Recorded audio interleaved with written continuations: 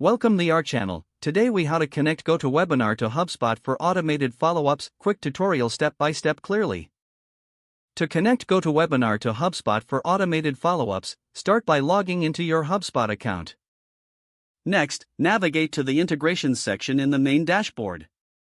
In the Integrations menu, search for GoToWebinar. Click on the GoToWebinar integration option to access the setup page. Select the Connect App button to begin the integration process. A new window will pop up, prompting you to log into your GoToWebinar account. Enter your GoToWebinar credentials, then authorize HubSpot to access your account.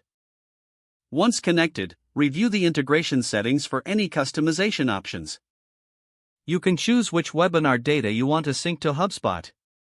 This includes attendee registrations, attendance data, and other relevant details. After adjusting settings, click on the Save button to finalize the integration. Now, create a follow-up email template in HubSpot. Go to the Marketing tab and select Email from the drop-down menu. Click on Create Email to start building your follow-up message. Customize the email with relevant content and personalize it for your attendees.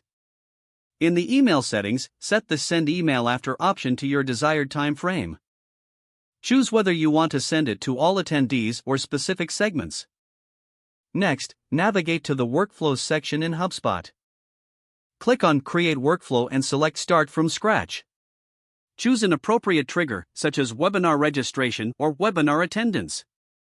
Then, add the action to send your previously created email. Finally, review the entire workflow setup. Make any necessary adjustments before activating the workflow. Now, every time you host a webinar, attendees will receive automated follow-ups accordingly. Your integration between GoToWebinar and HubSpot is now complete. If the page does not load, refresh the browser or try again in a private or incognito window. Make sure you are using the correct email address, then retype it carefully to avoid small typos. If your password is not accepted, use the Reset option and create a new strong password you can remember. Check your spam folder for verification or security emails, then complete any requested confirmation steps.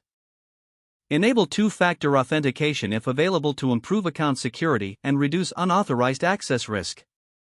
After signing in, review your profile details so your contact information and settings are accurate and current. Don't forget to like this video and subscribe to our channel for more step-by-step tech guides.